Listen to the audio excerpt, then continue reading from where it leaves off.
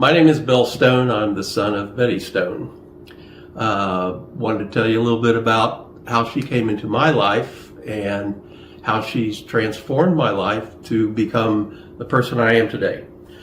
So when I was 9 years old, my mom died. It was in February. And Betty, mom, didn't come into my life. In other words, my dad didn't remarry until about a year and 10 months later.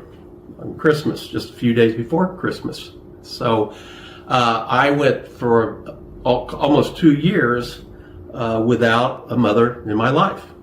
While Dad was off at work, we had a live-in maid that would stay during, take care of me and my sister, but didn't have a mother in my life. And they were there just to make sure I didn't burn down the house. And they were successful in that. But at any rate, but during that period of time where I didn't have a mother, I got into all sorts of mischief, shoplifting candy from grocery stores. And anyway, I didn't vandalize anything, but I wasn't the model kid. I needed some discipline in my life. So fast forward, wedding bells ring, and now we've got a mother in my life, and I got a brother. It's part of the deal, Bruce. And so I relished her coming into my life. I didn't fight her like, oh, who are you trying to tell me what to do? It's like, no, I embraced it. So I just love having her in my life. And, when I think about my life today and how she's impacted me, she was always even-tempered. And I consider myself even-tempered. Nothing gets me really riled up, maybe when the Chiefs lose, but by and large, I'm a very calm person, and I attribute that a lot to Mom's makeup. She's always super positive. A lot of people are, glass half empty. The glass is definitely half full, and so that's my attitude through life. And the other thing is that she's taught me is, especially when it comes to death. Death, everyone dies. Everyone says, yes, that's part of life. Well, she kind of lives it. I mean, she's gone through a lot of death in her life. 2 husbands, all of her siblings, friends. But yet, through all of those deaths, she's remained steadfast and has accepted it as just part of life. And I'm kind of the same way, that I accept things that aren't pleasant. It's like, okay, yep, that's going to happen, and put your big panties on and move on. So those are some of the traits that she gave to me, I suppose.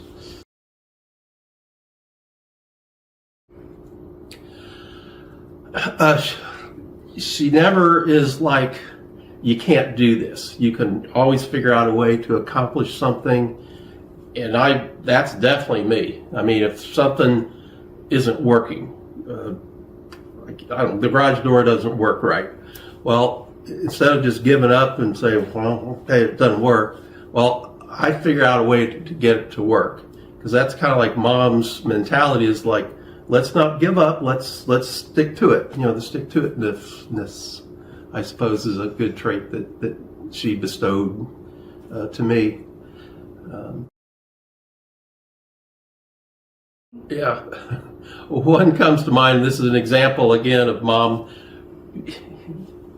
even facing near death on her part. She was very even-keeled. So we had a big backyard, and one day my friend and I were out in the backyard. We had a bow and arrow, and had the big target, and we were shooting at the big target, in the straw, the hay. And also, we didn't know this, but Mom was out planting some flowers by the house. So me and my friend, you're always thinking of trying to figure out how to misuse something. So we thought, well, instead of shooting this bow and arrow at this straw target leaned up against a tree, what happens if we shoot it straight up in the air? So we did.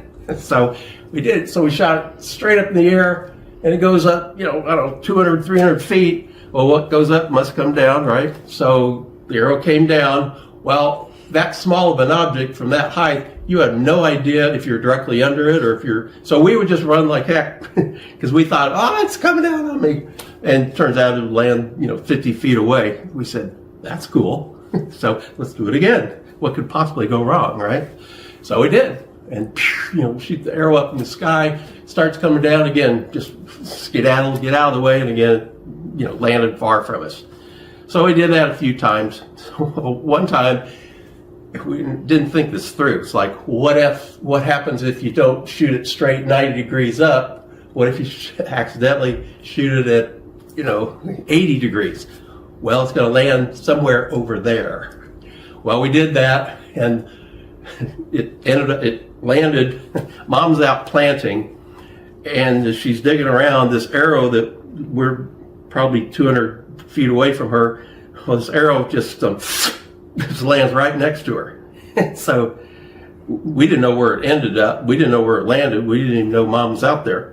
But next thing we know, so we're trying to figure out, where'd that arrow go? Well, we found the arrow. Mom was grasping it in her hand. She starts walking in the backyard and says, did you guys lose something? So we said, oh my gosh.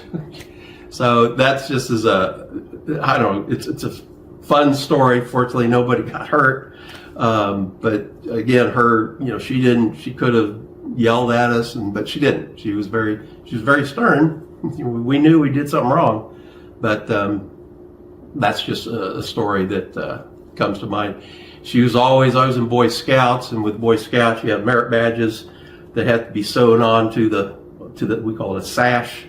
And so Mom would, whenever I'd get a merit badge, she was right there to help sew on the merit badge. And in high school, I ran track, and so you had the letter jacket, and you'd get these different patches for different, like state pole vaulting stuff. Anyway, you'd get a patch, and I didn't know how to sew, but she was always very willing to, yeah, I'll sew that on for you. And so she'd take out the needle and thread, and before I knew it, I had my proud patch on my letter jacket and my merit badges and whatnot. She also, every day she had a family of 5. There were 3 kids and my dad and Mom. Well,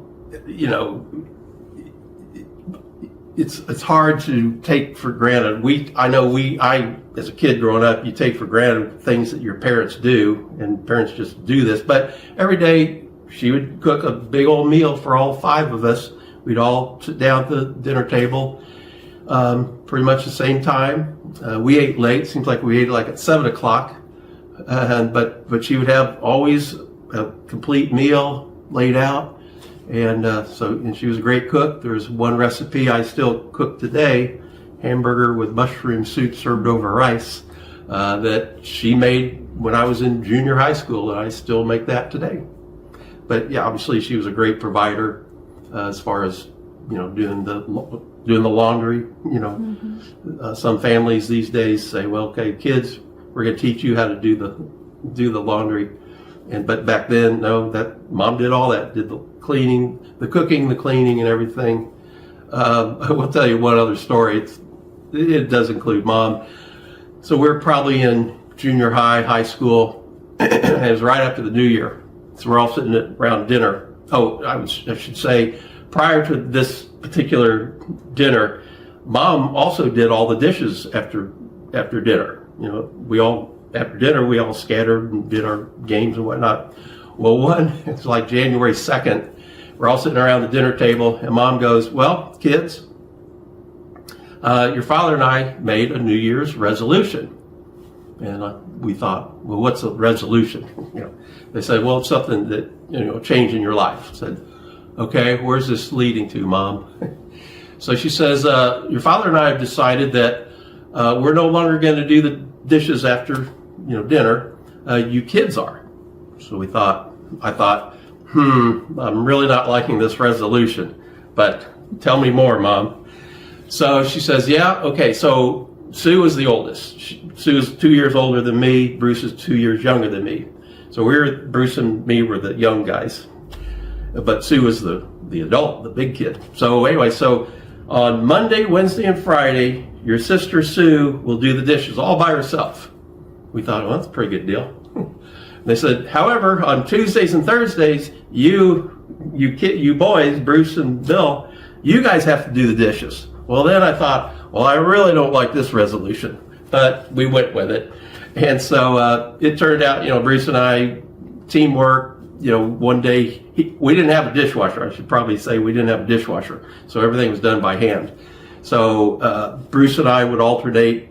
One day he would wash and I would dry, and the next day I'd wash and he'd dry. But we had great fun, especially if I was always picking on Bruce. So I'd take the towel if it was my turn to dry the dishes. I'd take while he was washing, I'd,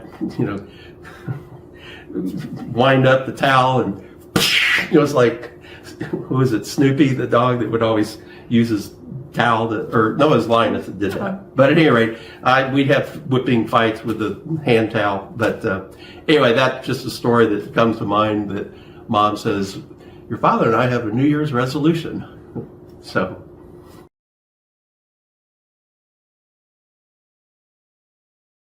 Yeah.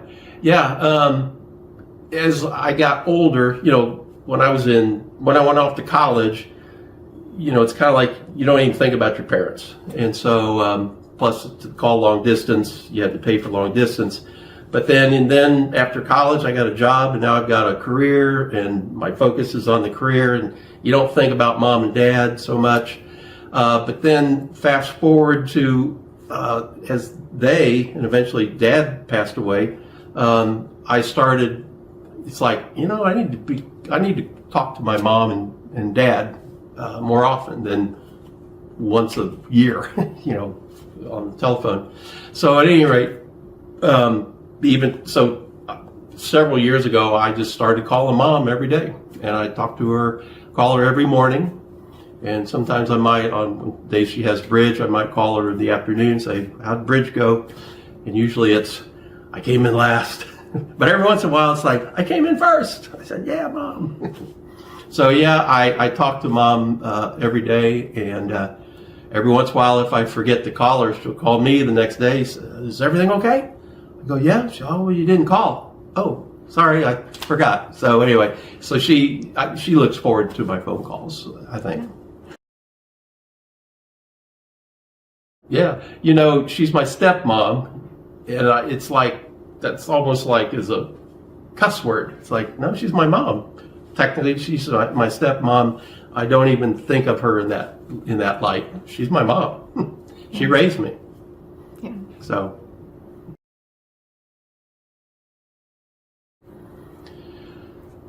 Biggest impact, that's a great question.